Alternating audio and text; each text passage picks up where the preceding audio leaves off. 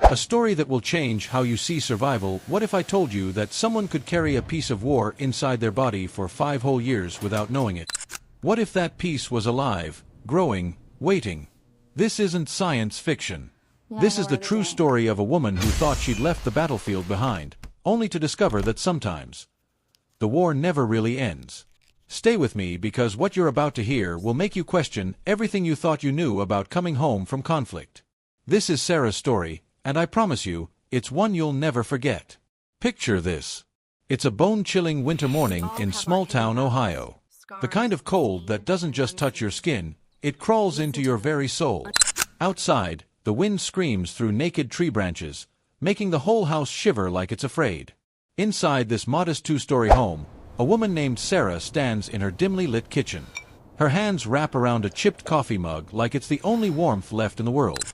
The old coffee maker gurgles and hisses on the counter, the only sound breaking the suffocating silence. She takes a slow sip, letting the steam warm her face. This is her sanctuary. These quiet mornings where nothing unexpected happens, where her mind can finally rest.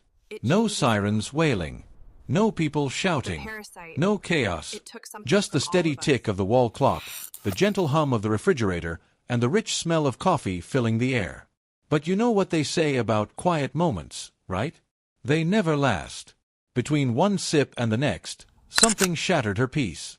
A tiny itch, just behind her left ear. At first, she brushed it off, adjusted her sweater collar, ignored it completely. But it came back, sharper this time, like someone dragging a fingernail across tender skin. Without thinking, her hand went up, fingers searching. There was something there, a small bump, no bigger than a pinhead. She scratched it lightly and went back to her coffee. Now, here's the thing about Sarah. She'd spent years in places where discomfort was just part of breathing, where sweat soaked through your clothes by morning, where grit got between your teeth and heat clung to you like a second skin. A tiny itch in the middle of an Ohio winter? That barely registered. She finished her coffee, rinsed the mug, and opened the back door to let in that sharp, icy air. It hit her lungs like a slap, and she stood there with her eyes closed, letting it wash over her. But as she moved through her morning routine, that itch kept coming back. Persistent. Nagging. She pressed her palm against it, feeling for swelling. Maybe it was just dry skin from the heat running all night. Maybe she'd scratched herself while sleeping. It didn't matter. She wasn't about to make a big deal out of nothing. By noon, the sky had turned the color of old metal, heavy with snow that refused to fall. Sarah sat at her small table by the window, a crossword puzzle spread in front of her, pencil resting in her fingers. But she couldn't focus on the clues. Her thoughts kept drifting back to that spot behind her ear. She reached up again, pressing harder this time. There it was. A faint rise under the skin. She frowned, not because she was worried, but because it was simply there. Out of place. A sudden gust of wind rattled the window, and she jumped. Not from the sound itself, but from what it triggered in her memory. The rattle of glass sounded too much like incoming fire. For a split second, she wasn't in her kitchen anymore. She was standing under a wet, green canopy halfway across the world. The jungle. Vietnam. She blinked hard, forcing herself back to the present. Back to safety. Back to 4 solid walls that kept the world out. Shaking off the memory, she got up to make another pot of coffee. As she poured the grounds, her hand brushed the back of her head again. The itch had gotten worse. She scratched until the skin felt raw. She could swear she felt something underneath. Something firmer than skin. Smaller than a pebble. But foreign. Alien. She let her hair fall back into place and told herself it was nothing. Evening came early, the way it always does in winter. By 4:30, all the light had drained from the sky. The house took on that hollow, echoing quiet that made her shoulders tense up. Sarah lit a lamp and pulled her blanket tighter around herself. She didn't like the dark anymore. Too many things could hide in it. She tried to read, but found herself stopping every few minutes to scratch the same spot. The itch wasn't constant. It came in waves, like a tide rolling in just far enough to touch your feet before pulling back. But when it came, it was impossible to ignore. Before bed, She stood in the bathroom brushing her teeth and tilted her head toward the mirror. Her hair fell forward, casting shadows across her face. When she pushed it back, she thought she saw it. A faint pinkness along the skin behind her ear. She leaned closer, trying to catch the light, but it was hard to see clearly. She pressed her fingertip to the spot and winced at a small sting. "It's nothing," she told herself again. "A dry patch. A bug bite. Winter skin. Tomorrow it'll be gone." But lying in bed later, listening to the house settle in the cold, she felt it again. That slow, deliberate itch. Her hand went up in the darkness, and for just a moment, she could swear the skin beneath her fingertips shifted. She told herself it was her imagination. And for now, she believed it. Let me tell you about Sarah Mitchell. Born in the spring of 1947 in a small industrial town in southern Ohio, where the river bent like a broken arm and trains still cut through the city center every single day. Her father worked at the steel plant until the layoffs hit in the early 60s. Her mother kept house, raising Sarah and her 2 older brothers. The brothers went off to the military before Sarah finished high school. One joined the Navy, the other the Army. Sarah, the youngest, stayed behind. She dreamed of leaving but wasn't sure how. She was smart, steady, good with her hands. Nursing seemed like the perfect fit. Community college first, then nursing school in Columbus, where she learned to keep a calm face when someone else was terrified. Where she learned to listen for what the body wasn't saying out loud. She'd been working at a small hospital for less than 2 years when the letter arrived. The Army Nurse Corps, 1970. It wasn't a draft notice. Women weren't drafted. But it was an offer. Steady paycheck. Travel. A chance to do something that mattered. She didn't hesitate. By the following spring, she was in uniform. Vietnam in 1971 was a place of impossible contradictions. Lush green hills and red dirt. Villages where children waved and smiled. Nights when the darkness pulsed with gunfire. Sarah was stationed at a field hospital near the Central Highlands. A place where the air was always thick with moisture and the ground seemed to breathe beneath your feet. The work was relentless. Days blurred into nights. Nights into days. Marked only by the rhythm of helicopter blades and the endless stream of wounded soldiers. She learned to work quickly. To improvise. To keep her voice steady while her hands moved faster than she thought possible. She also learned to ignore discomfort. Sweat that soaked through her uniform by mid-morning. Insects that crawled where you couldn't reach them. The constant itch of mosquito bites and leeches. The jungle had its own way of finding you. Claiming you. Once, while moving through a flooded path to reach an injured soldier, she felt something slick and cold grip her ankle. By the time she looked down, 2 leeches were already feeding. Their bodies swollen and dark. She pried them off, tossed them into the brush, and kept moving. It was 2 years of that. 2 years of stitching wounds under dim lights. Of watching young men slip away despite everything she could do. Of writing letters to families she would never meet. And then, in 1973, it ended. She was 26 years old, and the war, at least her part in it, was over.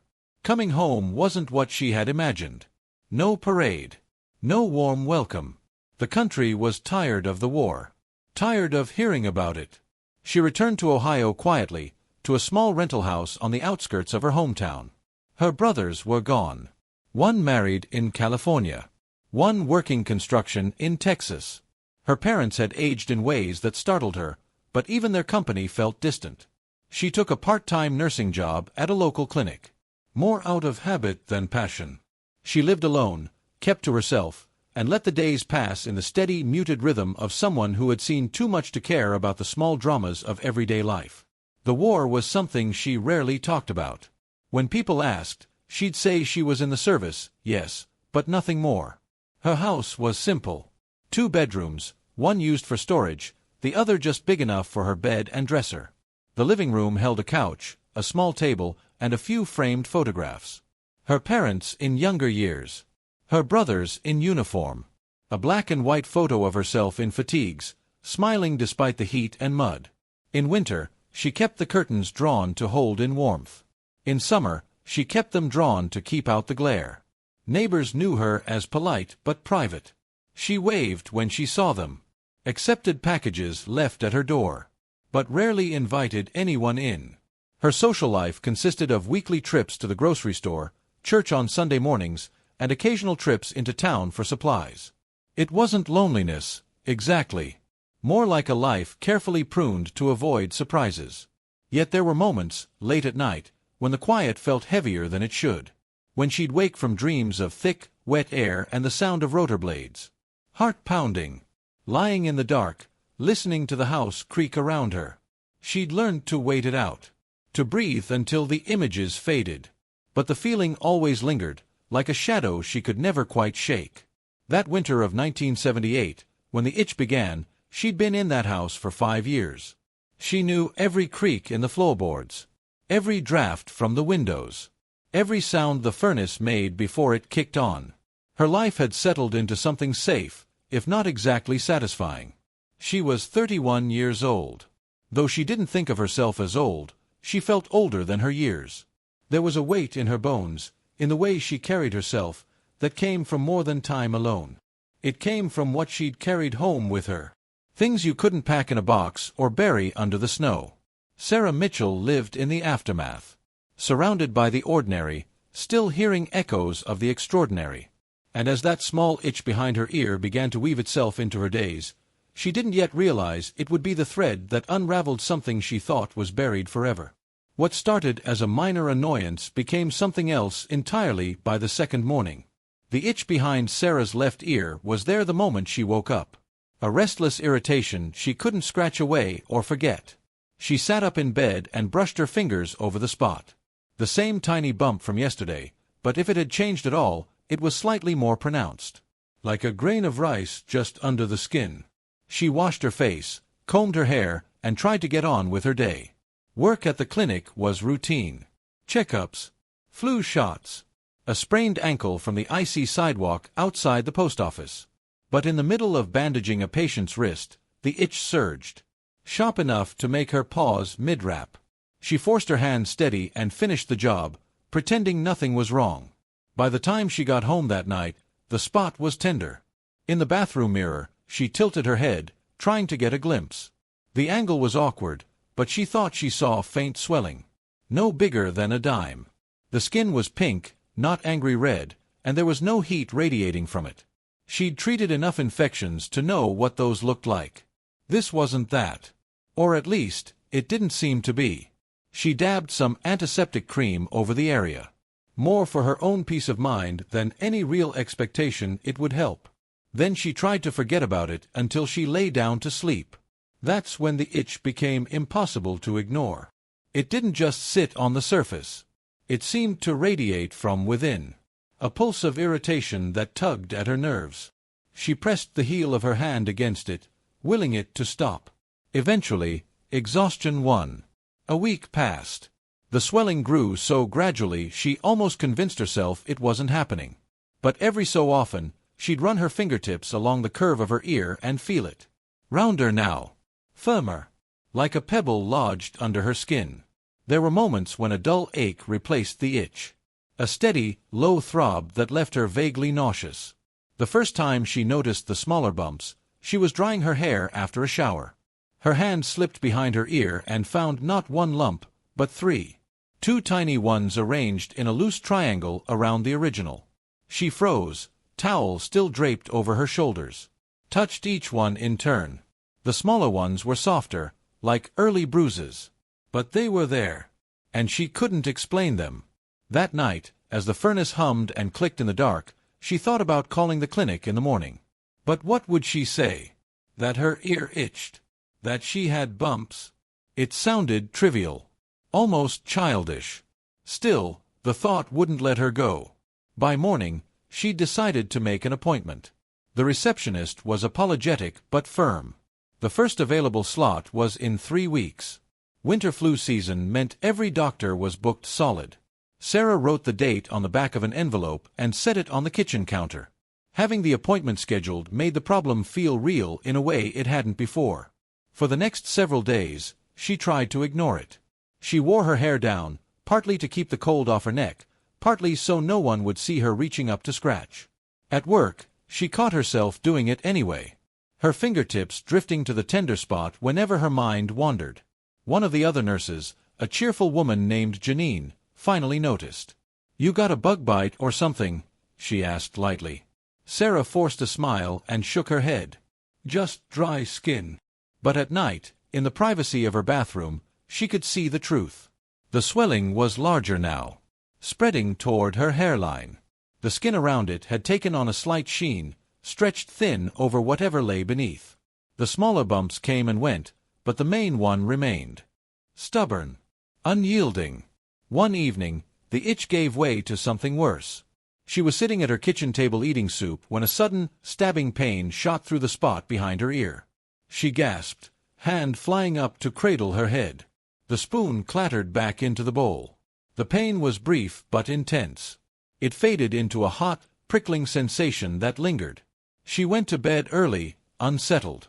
Lying in the dark, she became acutely aware of her own heartbeat. She could feel it in her chest, in her fingertips, and faintly, behind her ear. Each pulse seemed to press against the swelling, as though something inside was pushing outward, claiming more space. The following morning, the skin was warm to the touch. She knew enough to recognize that warmth as a warning sign. Infection, possibly. But something about it felt different. Less like a common abscess and more like an intrusion. It was a strange thought, one she immediately tried to dismiss. As the days counted down toward her appointment, Sarah began to catch herself listening for it. Not with her ears, but with her nerves. As though the swelling had its own quiet presence. She'd be reading or folding laundry and suddenly become aware of it again. Like an uninvited guest she couldn't quite locate. She told herself she could wait. She'd waited before, through longer, harder things. But in the back of her mind, a question was already forming. One she didn't want to ask. What if this was something she couldn't just wait out? By the time her appointment came around, the swelling had grown into something she could no longer dismiss.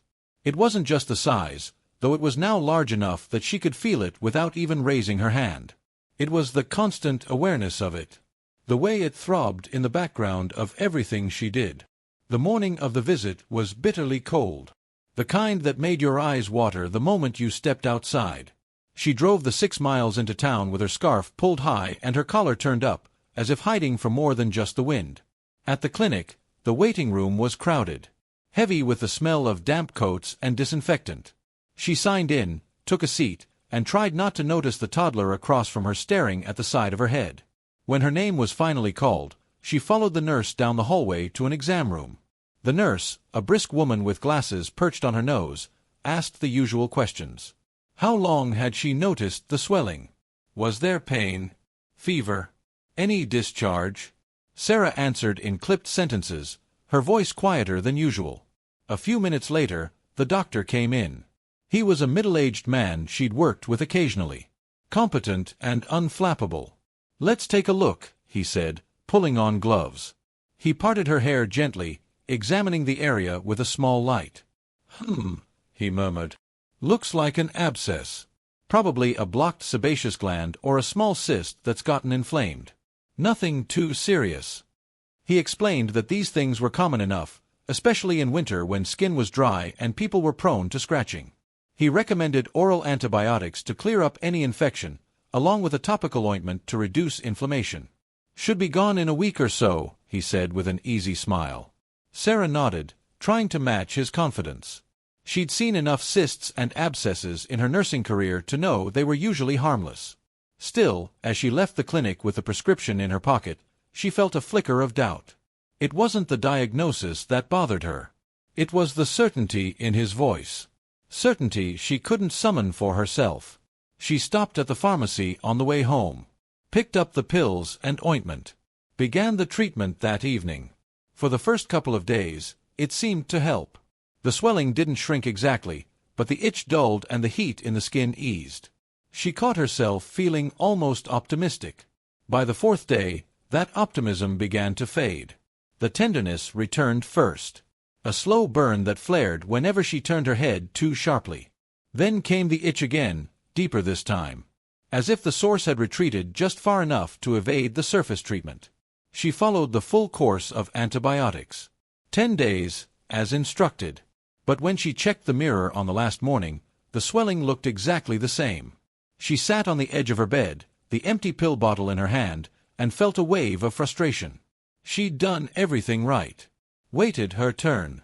Followed instructions. Yet here she was, no better off than before. That afternoon, she called the clinic. The receptionist told her she could schedule a follow-up, but the earliest available appointment was nearly 2 weeks away. Sarah hesitated, then agreed. What else could she do? The next few days were a blur of minor discomforts that felt larger than they should. She caught her reflection in a window one night and noticed how she tilted her head slightly, as if guarding the left side. At work, she avoided leaning too far forward when speaking to patients, unwilling to invite questions. One evening, while brushing her hair, she thought she felt the swelling shift under her fingertips. It was subtle, more a sensation than actual movement. But it made her hand freeze mid-stroke. She told herself it was just the way the skin tugged against her hair. A trick of pressure and nerves. Still, she set the brush down and walked away from the mirror without finishing. The night before her second appointment, she dreamed of the jungle for the first time in years. Not the noise and chaos of the field hospital, but the quiet stretches between missions. When the air was so thick with humidity it clung to you like a second skin. In the dream, she was walking alone along a narrow path. Ferns brushing her arms. The ground soft under her boots. She felt something on her neck. Reached up and found it slick and alive. She woke with her hand pressed hard behind her ear, the sheets twisted around her legs. When morning came, she was almost relieved to be heading back to the clinic. She wanted answers now. More than reassurance. She wanted to know what was inside her skin. The second appointment felt different from the start. The doctor examined her again, frowning slightly as he prodded the swelling with his gloved fingers. "Still there," he said, almost to himself. He asked if she'd completed the antibiotics. She told him yes, exactly as prescribed. He didn't seem surprised that the lump hadn't changed, but he also didn't seem especially concerned. "This could be a fungal infection," he said. "Especially if you picked something up years ago in a humid climate. Those can stay dormant for a long time." He prescribed an antifungal cream, warning her it might take several weeks to notice improvement. Sarah tried to take comfort in the idea of a slow cure. She applied the cream twice a day. Kept the area clean. Resisted the urge to scratch, though that was harder than she expected. For a while, it seemed like the swelling might actually be softening. The skin returning to its usual pale tone. She let herself hope. Then, one morning about 3 weeks later, she woke to sharp, searing pain that made her gasp out loud. She stumbled to the bathroom mirror and tilted her head to see that the swelling had returned with a vengeance. The main lump was larger than ever. The smaller ones had multiplied, dotting the skin like an uneven constellation. Some were tender enough to make her flinch when she touched them. At work, Janine caught her wincing as she adjusted her hair. "That bug bite again?" Janine asked with a half-smile. Sarah didn't answer right away. "It's not going away," she said finally. Janine's expression shifted from playful to concerned. "You should see a specialist." It wasn't a bad idea, but getting in to see one wasn't simple. The local clinic gave her a referral to a dermatologist in the next city over, but the wait time for new patients was almost a month. She booked it anyway. The weeks in between were some of the longest she could remember. The swelling had taken on a life of its own. Sometimes warm, sometimes oddly cool to the touch. The itch was constant now, an undercurrent to everything she did. At night, she'd lie in bed listening to the furnace cycle on and off, aware of the faint pulse behind her ear. As if it were keeping its own time. When the dermatologist finally saw her, he was brisk but thorough. He examined the lumps, took notes, and ordered a biopsy on the largest one. The procedure was quick. A small incision, a sample taken for the lab. Sarah left with a bandage over the spot and a promise of results in 10 days. Those 10 days were agony. Not from pain, but from waiting. She distracted herself with chores. Long walks in the cold. Anything that kept her from sitting still too long. When the call finally came, the dermatologist's voice was calm. "The biopsy shows some inflammation, but no malignancy. Nothing dangerous. It's likely a benign cyst cluster, possibly aggravated by a past infection. He recommended another round of treatment. This time, a stronger antibiotic combined with an anti-inflammatory medication. Sarah agreed because what else could she do? The first few days on the new medication seemed promising. The swelling eased slightly. The smaller bumps flattened. But the improvement plateaued quickly, and within 2 weeks, the cycle repeated. Pain, heat, and that strange crawling itch that no cream or pill could touch. One night, about a month after the biopsy, Sarah woke from deep sleep with the sensation that something was moving beneath her skin. It was subtle. More pressure than motion. But it jolted her fully awake. She sat up in bed, heart pounding, and pressed her hand to the swelling. The skin felt tight, stretched. For a moment, she thought she felt a faint ripple under her fingers. She didn't sleep again that night. In the morning, she called the dermatologist's office, only to be told he was out for the week. They offered her an appointment with a different doctor at the hospital's infectious disease department. 3 hours away, but available in just a few days. She took it. The drive to the city was long. The highway lined with bare trees and patches of snow clinging stubbornly to the ground. She thought about how many months had passed since that first itch. How many treatments and explanations had come and gone without changing the outcome. At the hospital, the infectious disease specialist listened carefully as she recounted everything. Dates, medications, even the dream she'd had of the jungle. He didn't smile or dismiss her. Just nodded and began examining the area with practiced hands. "This doesn't behave like a typical cyst," he said finally. "It could be parasitic, though that's rare here. I'd like to run a few more tests." The word parasitic landed in her chest like a weight. She remembered the damp heat of the jungle. The leeches. The way the earth seemed to teem with unseen life. For a long moment, she couldn't speak. Finally, she nodded. The tests would take time, the doctor warned. In the meantime, he suggested a minor surgical procedure to explore the area more thoroughly. Sarah agreed, even though the thought made her stomach turn. She was tired of waiting. Tired of living with the unknown pressing against her skin. Sarah sat in the small hotel room the hospital had arranged, city lights glinting off the thin layer of ice on the street outside. Her procedure wasn't scheduled until the next morning, but she couldn't sleep. The thought of someone cutting into the side of her head was unsettling enough. What truly kept her awake was the doctor's voice when he'd said the word, parasitic. It pulled her backward in time with the force of a riptide. She'd learned in the years since coming home how to control the memories. How to file them away in quiet corners of her mind, only to be touched when she felt strong enough. But now they flooded back unbidden, in sharp, unrelenting detail. It was 1972, the height of the wet season in the central highlands of Vietnam. Sarah was 25, stationed at a forward operating base not far from the Cambodian border. The air was always thick, clinging to her skin like damp cloth. Rain fell in sudden, furious bursts, soaking everything. Uniforms, boots, the canvas walls of the field hospital. The smell of wet earth was constant, mingled with antiseptic, sweat, and the faint metallic tang of blood. On that day, she'd been part of a small medical team sent to extract a wounded soldier from deep inside the jungle. His squad had been ambushed. While the firefight had subsided, the terrain was too rough for a helicopter to land. They had to bring him out on foot. She remembered trudging through knee-deep water, her pack pulling at her shoulders. The distant rumble of thunder promising another storm. Vines hung low, brushing her face. The ground was alive with insects. Every so often, she'd glance down and see a leech writhing against her boot or calf. Black and glistening. Most were easy to flick away. Some weren't.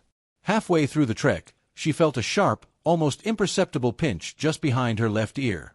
She swatted at it, thinking it was a mosquito. Her fingers brushed something small and soft. When she pulled her hand away, it was slick with blood. She muttered under her breath and kept moving, wiping her hand on her pants. It wasn't the first time. It wouldn't be the last. Out there, the jungle took what it wanted from you. A little blood, a little skin. You learned not to think too much about it. By the time they reached the soldier, the sky had opened up. Rain hammered down, blurring her vision, plastering her hair to her face. They worked quickly, stabilizing his leg wound, wrapping him tight for the journey back. She didn't notice the trickle of blood from behind her ear mixing with rainwater on her neck. It was hours before they made it back to base. She stripped off her soaked uniform in the dim light of the tent and found a small, circular wound behind her ear, the size of a pencil eraser. The skin was raised, tender, but she'd seen worse. She dabbed it with iodine, covered it with gauze, and thought no more of it. The jungle didn't let you dwell on small injuries.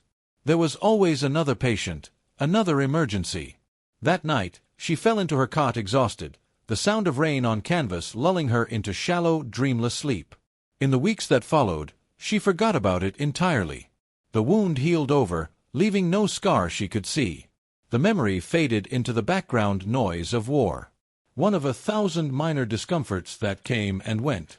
But now, sitting alone in the hotel room with the hum of the radiator in her ears, the memory felt sharper. Almost accusing. She could see the jungle in her mind. The way leaves dripped after a storm. The smell of decay and life tangled together. The sensation of that brief, alien touch behind her ear.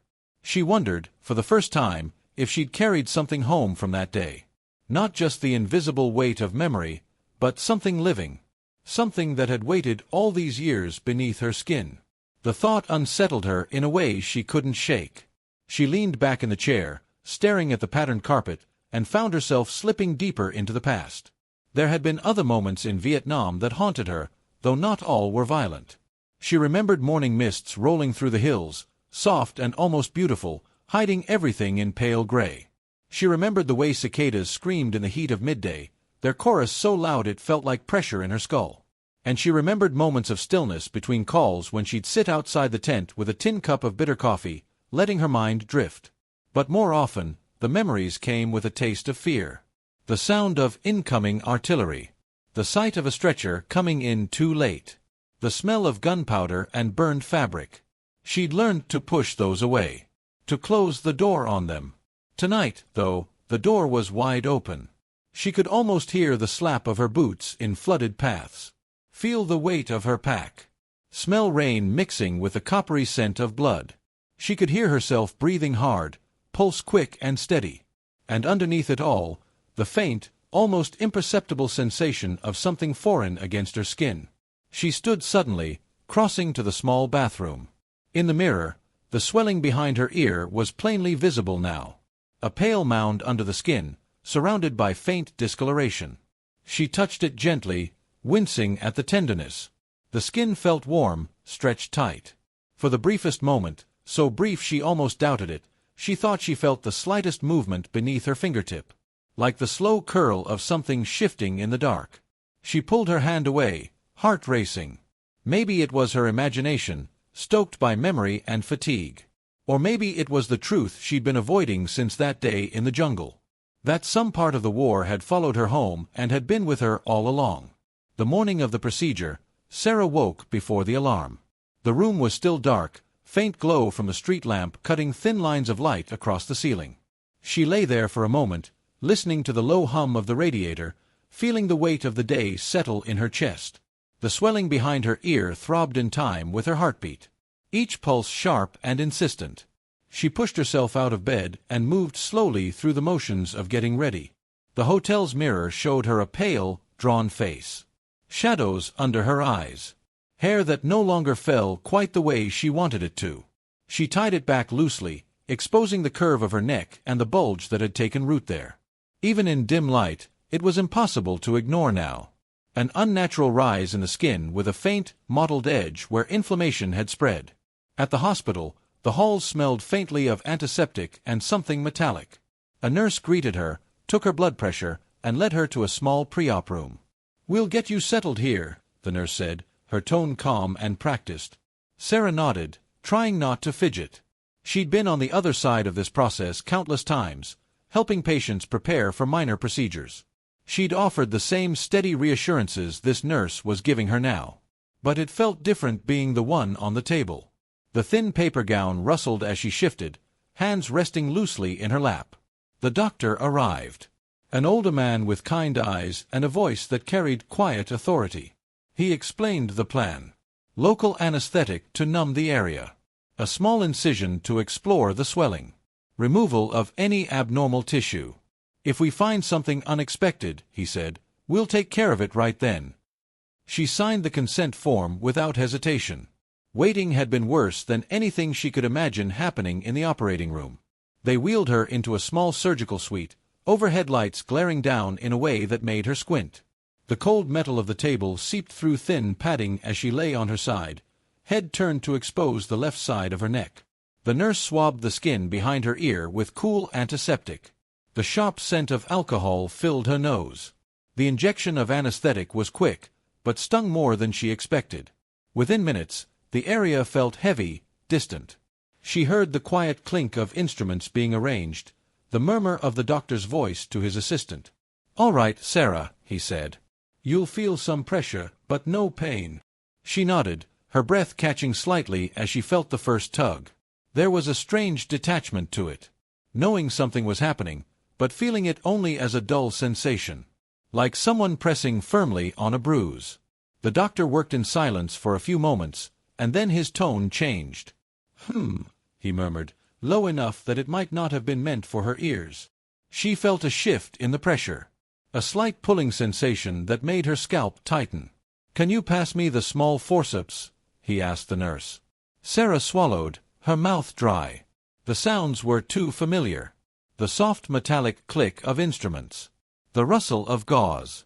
She wanted to ask what he saw, but something in his voice kept her quiet. There was a moment of stillness, and then he spoke again. Calm, but more deliberate. "Now we've got something here." She felt the pressure change again. A careful, steady pull followed by the faintest, almost imperceptible sensation of something giving way. The doctor's voice was quiet. Almost reverent. "There it is." The nurse let out a small, involuntary sound. A quick intake of breath. Sarah wanted to turn to see, but the doctor was already moving to set something down on the metal tray beside him. She caught a glimpse in the reflection of a stainless steel cabinet. Something pale, elongated, coiled slightly as it rested against a square of gauze. Her stomach lurched. "What is it?" she asked, her voice thin. The doctor hesitated, then said, "It's some kind of larval parasite. We'll have to run tests to identify it, but it's alive." Alive. The word echoed in her head, hollow and strange. She felt a coldness wash over her that had nothing to do with the room's temperature. They cleaned the wound, applied a dressing, and gave her a list of instructions for care. The doctor's voice was gentle but steady as he explained that the specimen would be sent to the lab immediately. "It's rare to see something like this here," he said. "Given your history in Southeast Asia, it's possible you picked this up there, and it's remained dormant until now." She nodded, though she wasn't sure she fully heard him. The world felt muffled, distant, as though she were moving underwater.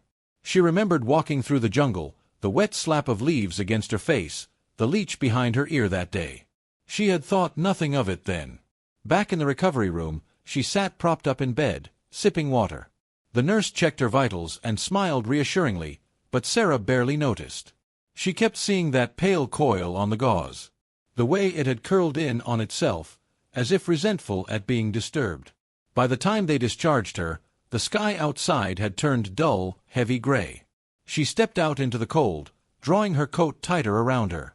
The city noises, traffic, voices, the distant wail of a siren, seemed sharper now. Each sound carrying an edge. She walked slowly back to the hotel, her head feeling strangely light. The bandage warm against her skin. Somewhere inside her, beneath the shock, a thought was forming. Quiet but insistent. Whatever had been living in her was gone now. But the knowledge that it had been there at all would never leave.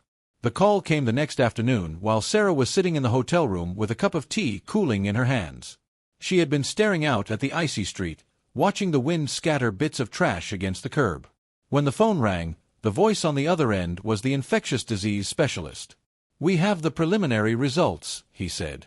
"Would you be able to come in this afternoon? I'd prefer to discuss this in person." Her stomach tightened. Doctors didn't ask you to come in for good news. She put on her coat, pulled her scarf high against the wind, and walked the 6 blocks to the hospital. Each step heavy with dread. In his office, the doctor gestured for her to sit. There was a folder on his desk, open to a sheet of lab results. Next to it, a small, clear specimen jar. Inside, suspended in clear liquid, was the thing they had removed from her. The pale, segmented body curled in a loose spiral. Fine, thread-like structures at one end still faintly visible. "It's a type of botfly larvae," he began, his voice clinical but not unkind. "Dermatobia hominis. Rare in the United States, but endemic to certain parts of Central and South America and occasionally found in Southeast Asia. Given your service history, it's possible you encountered the species, or a close relative, during your deployment." Sarah stared at the jar. Even motionless, it seemed alive, as if some residual energy still clung to it. She could almost imagine it unfurling inside the liquid, pressing its body against the glass. The doctor went on. "The larvae likely entered your skin through a small wound. Perhaps that leech bite you mentioned, or another insect. In most cases, these develop quickly and are removed within weeks or months. But under certain conditions, they can remain dormant, even for years. We believe this one was in your tissue for a very long time before becoming active again." She felt her breath catch. "How long?" He hesitated. "It's hard to say exactly, but given the state of the specimen and your medical history, it could be 5 years. Possibly longer." Her mind reeled. 5 years. She thought of the quiet winters in Ohio, the long walks to the grocery store, the evenings spent reading by the lamp. All with this thing inside her, growing, feeding, waiting. "We removed it completely," the doctor assured her. "There's no sign of secondary infection, and your wound should heal well. But we'll schedule follow-up visits to monitor the area, and I recommend a full blood panel to rule out any other latent parasites." Sarah nodded mechanically, though her gaze stayed fixed on the jar. The larva's segmented body glistened under the fluorescent light, its presence both repulsive and hypnotic. She felt a strange mix of disgust, relief, and something harder to name. An unease that went deeper than skin. The doctor closed the folder and offered her a printout of the lab report. She took it, folding the paper without looking at it, and stood. He wished her well, said he would see her in 2 weeks, and she left the office with the jar's image burned into her mind. Outside, the wind had picked up, carrying a fine spray of snow that stung her cheeks. She walked without thinking, her boots crunching on the salted sidewalk. Every few steps, she reached up to touch the bandage, as if to reassure herself that the swelling was truly gone. But in its place was a new sensation. Not physical, but psychological. The idea that something foreign had been living in her all this time was harder to shake than she'd expected. It wasn't just the invasion of her body. It was the quiet persistence of it. The way it had waited, unnoticed, for years. That night, she couldn't bring herself to turn off the bedside lamp. She lay awake, shadows in the corners of the room shifting in her peripheral vision. Each creak of the old building made her flinch. She thought of the jungle again. The heavy air. The wet leaves brushing her skin. The unseen things that moved just out of sight. Sleep came in fits, broken by vivid dreams. In one, she was back on that flooded path, rain pouring down, the sound of her own breath loud in her ears. She felt the pinch behind her ear, reached up, and found her fingers sinking into soft, writhing flesh. She woke with a gasp, hand pressed to the bandage, heart pounding so hard she could hear it. The next morning, she sat at the small hotel table with her tea, staring at the steam curling upward. She thought about calling someone. Her brothers, maybe. But what would she say? That she'd been harboring a parasite for half a decade? That it had been removed, but she still felt its ghost under her skin? Instead, she picked up a pen and began to write. Not to anyone in particular. Just to get the words out. She wrote about the jungle, the leech bite, the years of nothing, the slow onset of the itch. She described the sensation of it moving, the surgery, the moment she saw it in the jar. Her handwriting was steady, deliberate, as if committing the story to paper could make it more real, more contained. When she finally set the pen down, she felt lighter. Not cured. She doubted she would ever be entirely free of the memory. But anchored somehow by the act of naming it. She knew the doctor was right. The thing was gone. The wound would heal. But she also knew something else. Something she couldn't quite articulate. That the war hadn't ended when she left Vietnam. It had followed her home, not just in her mind, but in her body. And for years it had lived quietly, waiting. Now it was gone. But the knowledge of that waiting, she feared, would never end. The days after the surgery passed slowly, each one measured in small increments of healing. The first morning she woke without the steady throb behind her ear, she realized just how much space the discomfort had been taking up in her mind. The absence was strange. Like stepping into a room where a loud machine had been running for years and suddenly finding silence. The bandage itched, and the skin felt tight when she turned her head, but the pain was minimal. She followed the doctor's instructions carefully. Clean the area twice a day. Change the dressing. Avoid scratching no matter how much she wanted to. Each time she unwrapped the gauze, she looked at the wound with a mixture of curiosity and caution. It was small. Just a neat line of stitches where the swelling had been. But it seemed deeper than it looked, as if it marked not just her skin, but something beneath it. She stayed in the hotel for a few extra days to be close to the hospital for her follow-up.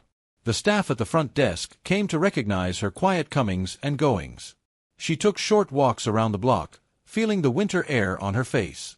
The cold sharp and clean. The first time the wind caught her just right and brushed against the healing skin, she flinched. A reflex she couldn't control. At her follow-up, the doctor examined the site and nodded in approval. "Healing well," he said. "No signs of infection." He went over the lab's final report, confirming the identification of the parasite and assuring her that no other foreign organisms had been detected in her blood work. "You're in the clear," he said with a small smile. She thanked him, but the phrase "in the clear" felt strange. Physically, maybe. But in her mind, the shadow of it lingered. On the train ride home, she sat by the window, watching the landscape slip past. Snow-dusted fields. Skeletal trees. The occasional cluster of houses. She thought about the years she had spent living with something inside her, unseen. How easy it had been to ignore it at first. How stubbornly it had resisted every attempt to name it until now. Back in her own house, she moved through the familiar rooms like a visitor. Everything was as she had left it. The Afghan folded over the arm of the couch. The coffee mug by the sink. The faint scent of cedar from the chest in the bedroom. But she noticed things she hadn't before. The faint draft under the front door. The creak in the floorboard near the hall. The way the lamp by the window cast a shadow that made the corner look deeper than it was. Her routines came back slowly. Morning coffee. Short walks to the store. Evenings with a book in her lap. But some things had shifted. She found herself paying closer attention to small sensations. A prick of heat on her skin. A twitch of muscle. Things she might have ignored before. One afternoon, Janine from the clinic stopped by with a bag of groceries and a container of soup. "You've been through quite a thing," she said, settling into the kitchen chair. Sarah smiled, a little awkwardly, but it felt good to have company. They talked about work, the cold weather, the upcoming flu season. When Janine asked how she was feeling, Sarah paused, then said, "Better. Different, but better." She didn't tell Janine everything. About the dreams or the way she sometimes woke in the night with her hand pressed to her ear. But she could tell that Janine understood more than she let on. In the weeks that followed, Sarah began writing more. At first, it was just notes. Dates. Sensations. Pieces of memory. Then it became something longer. A story she wasn't sure she'd ever share, but which felt important to set down. She wrote about the jungle in detail she hadn't touched in years. The smell of wet canvas. The rattle of ammunition in a pack. The hum of insects in the heat. She wrote about the leech bite. About the years of silence in her body. And about the moment the doctor held up the pale coil on gauze. Some days the writing was easy. Other days it was like forcing words through a narrow opening. But she kept at it because each sentence seemed to draw a little more of the weight out of her. By early spring, the wound had faded to a thin, pale scar. Her hair covered it easily, but she sometimes brushed it back to look. As if to remind herself it was real and that it was over. One Saturday, she drove to the nearby town where a group of veterans met once a month at the community center. She had never gone before, though she'd known about it for years. That day, she sat in a folding chair among a dozen others, listening as people spoke about their service. Their lives afterward. The ways they'd learned to carry what they couldn't put down. When it was her turn, she hesitated, then told them about the parasite. Not every detail, but enough. She saw heads nodding, eyes meeting hers with a kind of recognition. They understood, even if their own stories were different. Driving home, she felt something she hadn't in a long time. A sense of connection, however fragile. She still woke some nights with a sensation of pressure behind her ear. A ghost of the thing that had been there. But now, when she pressed her fingers to the scar, she didn't feel fear. She felt the simple fact of her own survival. By late spring, the air had shifted, carrying the scent of thawed earth and new grass. Sarah found herself leaving the windows open during the day, letting the sounds of the neighborhood filter in. The distant bark of a dog. The low hum of a lawn mower. The voices of children riding their bikes down the street. Life was returning to the town after the long, frozen months. And in a way, it was returning to her too. She no longer avoided mirrors. Each morning, she brushed her hair with slow, deliberate strokes, tucking it behind her ear long enough to see the faint, pale line that had replaced the swelling. It wasn't a mark she wanted to hide anymore. It was proof of endurance, of patience, of the body's ability to evict what didn't belong. Her writing continued, spilling into notebooks she stacked neatly on the kitchen table. Some days she wrote about the war. Other days about the small life she'd built since coming home. More and more, the parasite became less the center of the story and more a symbol. A thread weaving through larger themes about what we carry and what we can let go. She began sharing pieces of her story with the veterans group, reading aloud in her steady, low voice. People listened intently. Some nodding.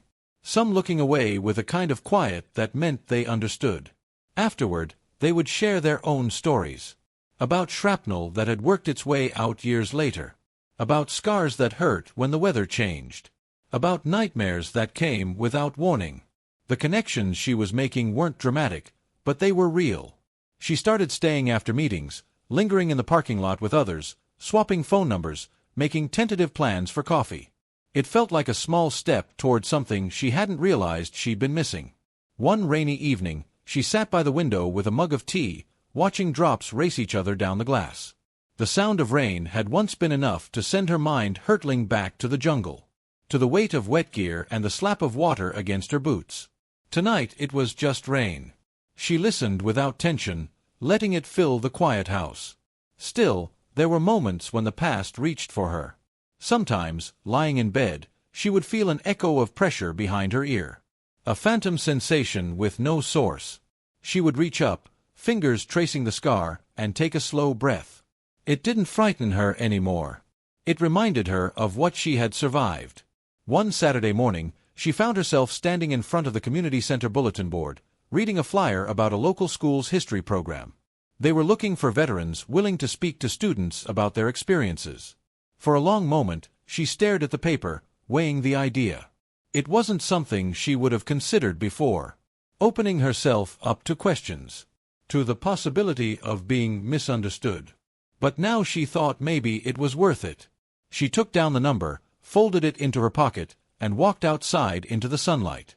That night, before bed, she opened the small cedar chest at the foot of her bed and took out the black and white photo of herself in uniform, taken in Vietnam.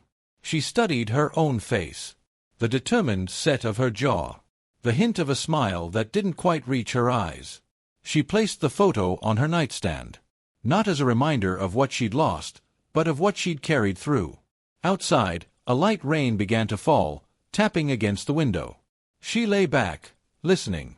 The sound no longer belonged to the jungle. It belonged to her life here, now. And though she knew the past would always be part of her, etched in her mind, stitched into her skin, she also knew that it no longer owned her. The war, the years of silence, the hidden thing under her skin. They were all chapters. The story was still being written. If there was one thing Sarah had learned from the past months, it was that not all wounds announce themselves when they arrive.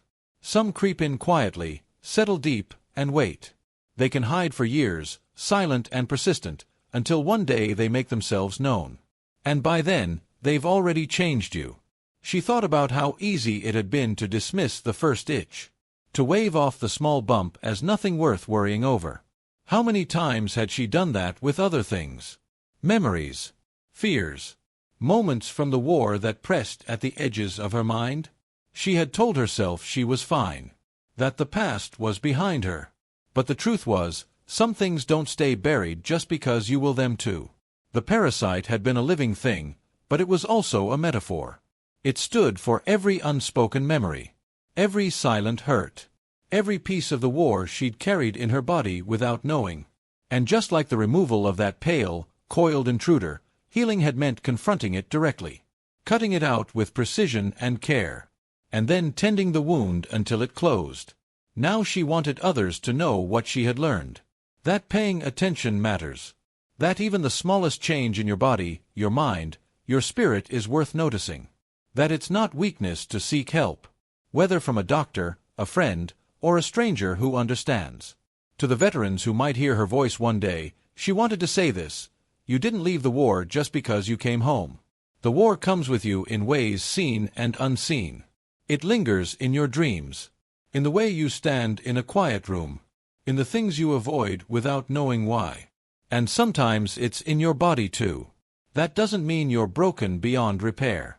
It means you've lived through something that left a mark, and you can still heal. To those who've never worn a uniform, she'd offer a different truth. The people you meet carry stories you'll never guess from their faces. The quiet neighbor, the man at the grocery store, the woman sitting alone on a park bench. They may be fighting battles you can't see. A little patience, a little kindness, can be more than you realize. As she thought about how to share this, she imagined standing in front of a group. Maybe students at that school. Maybe strangers in a library auditorium. And telling them about the rain in the jungle, the leech bite, the years of silence, the sudden, insistent itch. She would watch their faces change as she described the surgery. The moment she saw the pale coil in the doctor's hand. And then she would tell them about the scar, and how sometimes she still touched it at night. Not in fear, but as a reminder. A reminder that the things we survive become part of us, but they do not have to define us. If you're listening now, she would say, and you have your own itch, your own small persistent thing that won't let you be, don't ignore it. Whether it's in your body or in your mind, give it the attention it's asking for. Find someone to listen. Find someone who knows how to help. And if you've ever come back from somewhere, war, loss, hardship, and felt like a piece of it followed you home, you're not alone. It doesn't matter if it's been weeks, years, or decades. There's no wrong time to start healing. Sarah's story wasn't just about a parasite. It was about the quiet ways we carry the past and the courage it takes to face what we'd rather leave in the dark. It was about the fact that healing is never just physical. It's in the connections we make, the words we speak aloud, the willingness to step out of isolation and into the company of others. So if you've listened this far, she'd leave you with this: look after yourself. Listen to your body. Listen to your memories. And when something doesn't feel right, don't wait. And then, maybe with a small, almost private smile, she'd add, you never know what might be living under the surface. Some battles never make the history books. They live quietly under the surface, hidden in the bodies and memories of those who fought them. For Sarah, the war left more than a scar. It left a reminder that even in peace, the past can stir when we least expect it. Tonight, as rain taps gently against her window, she runs her fingers over the thin line behind her ear. Not in fear, but in gratitude for the life still ahead of her. What about you? Have you ever carried something from your past that you didn't know was still there? Have you ever felt that persistent itch, that nagging sense that something wasn't quite right? Maybe it wasn't a parasite. Maybe it was a memory, a fear, a piece of trauma you thought you'd left behind. The thing is, our bodies remember everything, even when our minds try to forget, even when we think we've moved on. Sometimes the past finds a way to make itself known. Sometimes it takes years, sometimes decades. But when it does surface, when that itch becomes impossible to ignore, that's when the real healing can begin. You know what I've learned from Sarah's story? That courage isn't just about facing bullets or walking through jungles. Sometimes the bravest thing you can do is listen to your own body. Pay attention to those small signals. Trust yourself when something feels wrong. And if you're carrying your own invisible burden, your own hidden piece of the past, remember this: you're not alone. There are people who understand. People who've walked similar paths. People who know what it means to come home from battle, whether that battle was in a foreign country or in the quiet corners of your own life. The veterans who gather in community centers across the country. The survivors who meet in church basements and hospital waiting rooms. The ordinary people who've learned that healing isn't a destination, it's a journey. And sometimes, that journey begins with the simple act of saying, "This doesn't feel right." Sarah's parasite was removed with surgical precision. But the deeper healing, that took time. Connection. The courage to share her story. The willingness to let others see her scars. Maybe that's the real message here. That we're all carrying something. Some invisible weight from our past. And maybe, just maybe, the way forward isn't to carry it alone. So here's what I want you to do. If something in Sarah's story resonated with you, if it stirred up memories or feelings you thought you'd buried, don't ignore them. Don't push them down. Give them the attention they're asking for. Talk to someone. A friend. A counselor. A stranger at a veterans meeting. Because sometimes the most powerful thing you can do is simply say the words out loud, "This happened to me. And it's still with me." That's how healing begins. Not with grand gestures or dramatic revelations, but with small acts of courage. With the decision to stop carrying your burden alone. Sarah Mitchell learned that the war never really ended. It just changed form. But she also learned something else, that even the deepest wounds can heal. Even the most persistent parasites can be removed. Even the longest silences can be broken. And if she can do it, if this quiet nurse from small-town Ohio can find the courage to face what was living beneath her skin, then maybe you can too. The rain is still falling outside Sarah's window tonight. But it's not the rain from the jungle anymore. It's the rain of home, of healing, of hope. And that, my friends, makes all the difference. Thank you for staying with me through this incredible journey. If Sarah's story touched something in you, if it reminded you that you're not alone in whatever you're carrying, then share it with someone who needs to hear it. Because sometimes, the most powerful thing we can do is simply remind each other that we're not fighting our battles alone. The war may follow us home, but so does our capacity to heal. So does our ability to find connection in the most unexpected places. And so does our power to turn our deepest wounds into sources of strength and wisdom. That's the real victory. Not the absence of scars, but the courage to let them tell their stories. To let them teach us. To let them remind us, every single day, that we survived. And if we can survive what we've already survived, imagine what else we're capable of. The story continues. Your story continues. And that, more than anything else, is worth celebrating.